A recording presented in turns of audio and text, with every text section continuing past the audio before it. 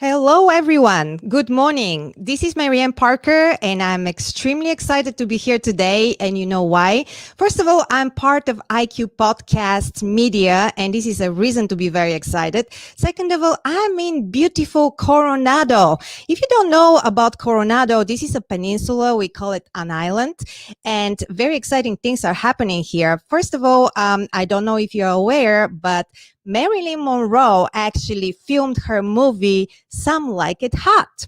So today I would like to talk about how to warm up our frosted relationships this Valentines, because I think this is a reasonable topic enough. Many people are going through a lot of stress, a lot of pressure in their marriage, in their relationships. And I thought that this might be a good topic to talk about. If you have any questions, always can actually ask us in the comments and let me know what you think about it. So first of all, I would like to tell you that I am an international business, social, and youth etiquette consultant, and I love etiquette. So you'll hear a lot of interesting etiquette topics, media topics, PR, and let's grow together. The reason I called the podcast Posh Overnight with the Princess is because we all need to actually help each other sometimes. I might be here to fix your crown, and I might need you to fix my crown sometimes. So let's start.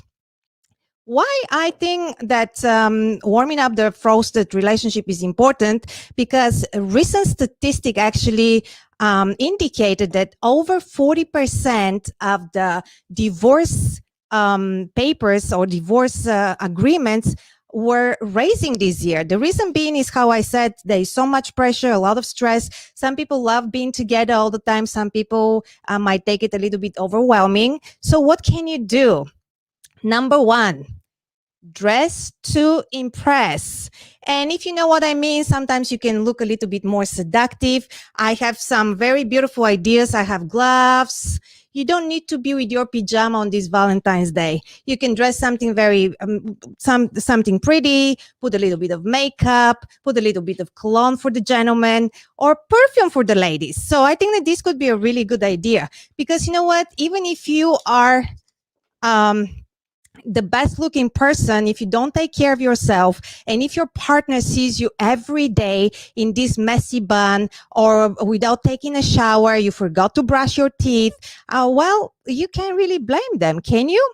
So number two, I would like to suggest, if you can, create a beautiful table display, because most of the time we eat dinner in front of the TV, and I created something for you, something very basic that you can utilize immediately. So this is a little display that you can see, and I call it the BMW display. So what you're going to do, you actually can place the table setting. The B is for the bread plate, M is for the main course, and W is for the water.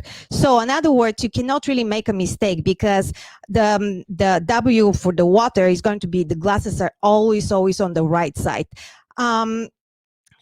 Prepare something very nice, but don't experiment with recipes. The reason being is, some people really love their food. They like to eat. They like something delicious. They like a good preparation.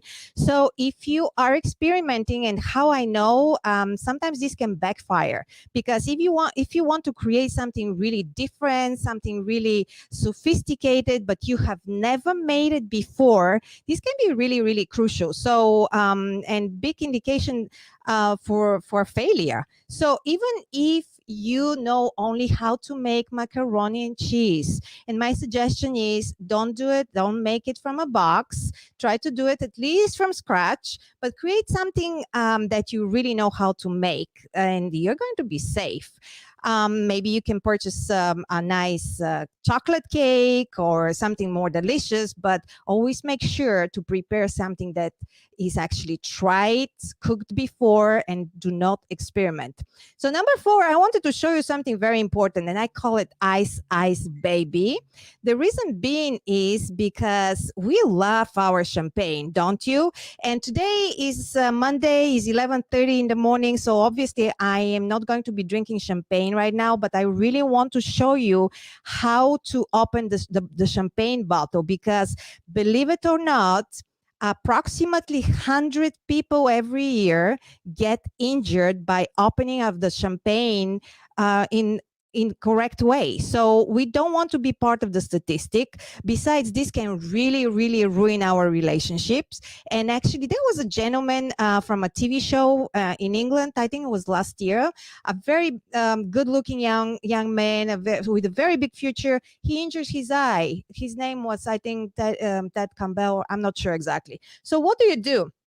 I have here a bottle of champagne. Is actually not the real bottle, but I want to show you.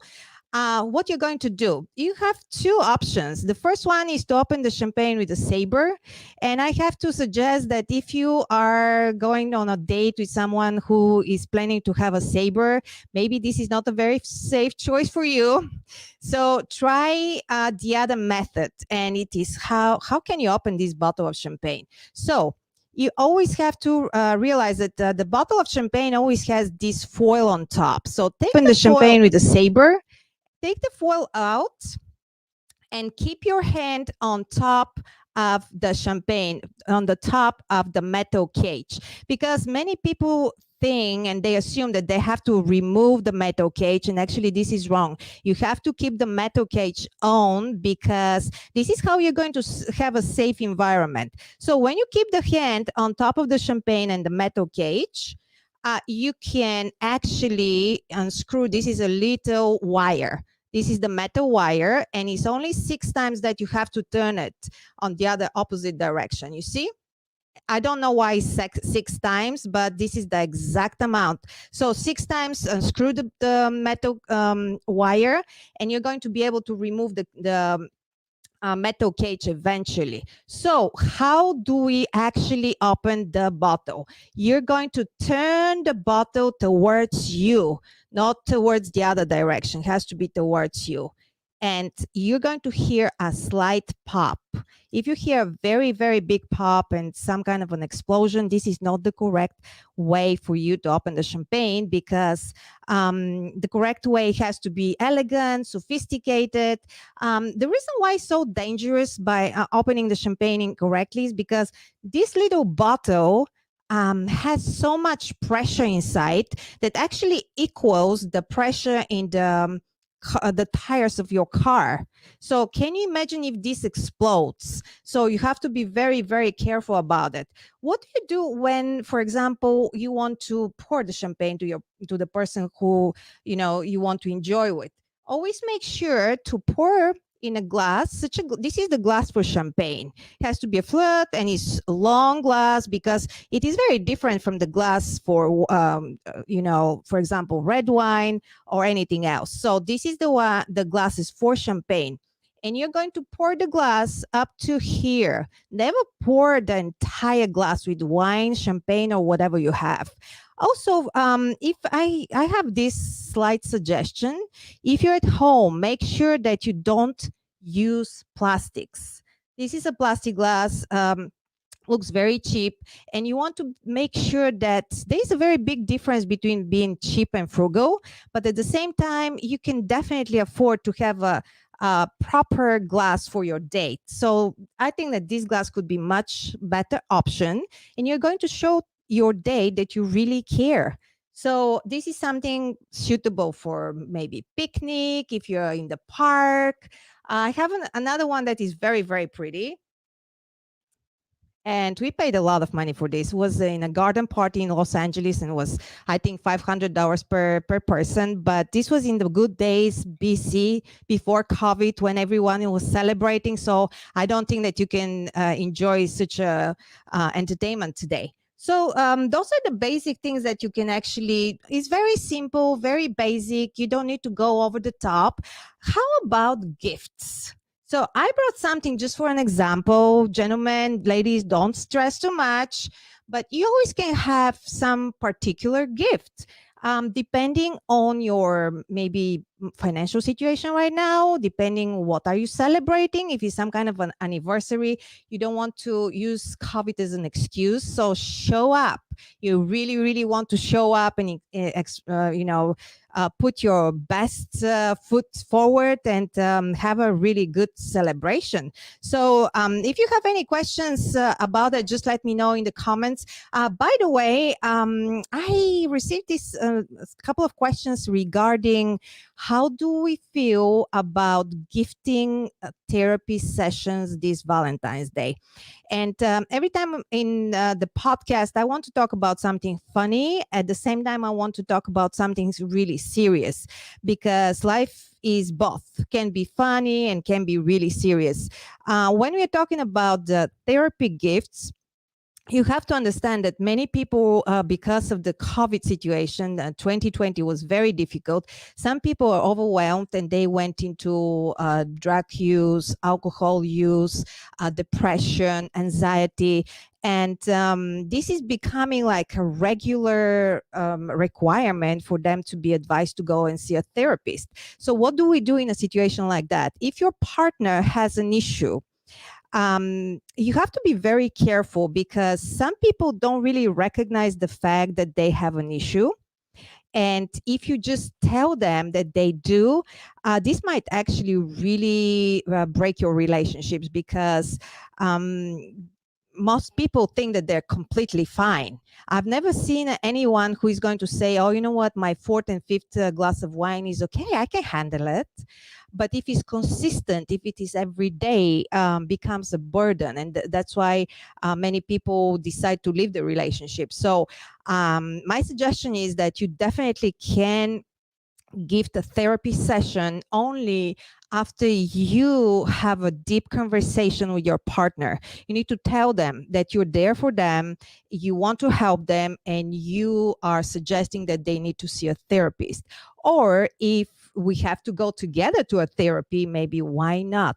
Usually I've noticed, I'm not a dating coach, but there's certain etiquette techniques that we can use and utilize to help our relationships, because 40% of increasing of the divorce, not really a divorce rate, but a potential divorce, is a very, very high percentage. And, especially families with kids, this is actually concerning. So make sure that you communicate with your partner and let them know that you're concerned and you want to proceed with particular therapy. Also, if you are not aware about the situation, don't go and just suggest things, because this also can backfire.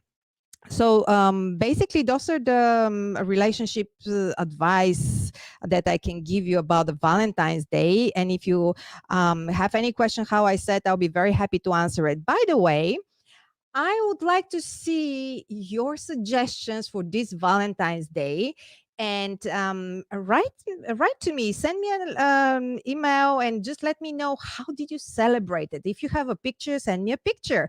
And a lucky winner is going to get 2 of my books. I have 2 international best-selling books on etiquette. One of them is called Posh Overnight, and the other one is called The Sharpest Soft Skill. Those are the books. And I think it's going to be very beneficial. I like to give gifts anyway. So I think that this could be great for both of us.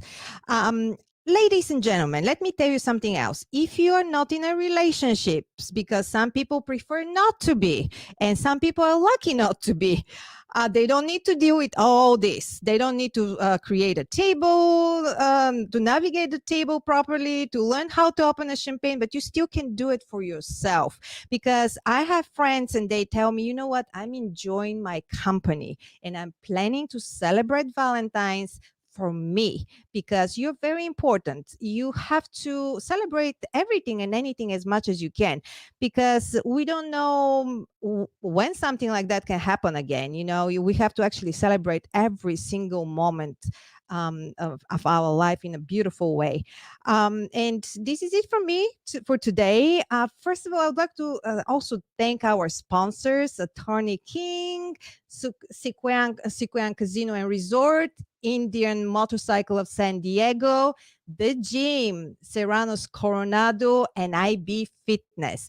And I would like to tell you that this is my very, very first podcast. I've never done it before, and I want to be very transparent and very honest with you. I hope that you enjoy it. Forgive me if I missed some of the topics or I didn't check on something or I made some errors, but this is me, and I want to be here for you and to fix your crown, and I am expecting you to fix mine. Thank you so much.